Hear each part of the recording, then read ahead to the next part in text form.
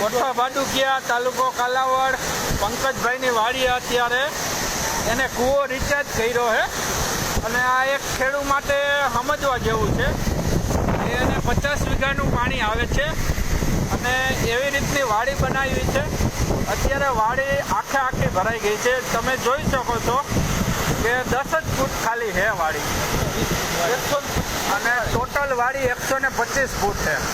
હવે પંકજભાઈને આજથી વરસાદ ન થાય તો એને ટોટલ ઇરિગેશન સિસ્ટમ છે અને બધો એનો કપાસ ઉજરી જવાનો છે.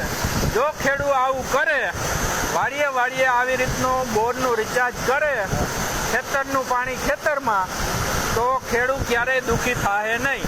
તમે જોઈ શકો છો લાઈવ અત્યારે પંકજભાઈની વાડીમાં 7 થી 8 ભૂંગળા આવે છે અને 2.5-3 ભૂંગળા આવે છે. ખાલી માથેથી 20 વીઘાનું જ પાણી આવે છે, બરોબર.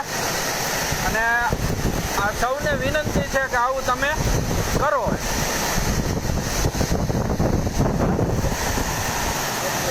એડ્રેસ છે તમારે, તમે જોઈ શકો છો.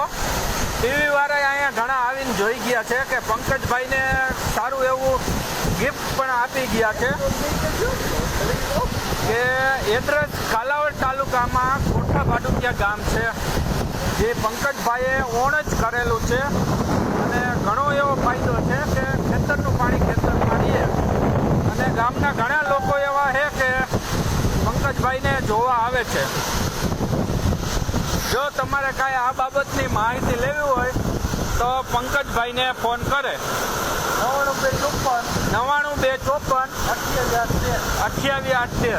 અને તમે જોઈ શકો છો આ કૂવાનું લાઈવ દ્રશ્ય છે. અને કોઠા ભાડુકિયાની અંદર વરસાદ પણ એવો સોલિડ થઈ ગયો છે કે એમાં કોઈ જાતનું કાંઈ ઘટે એમ નથી.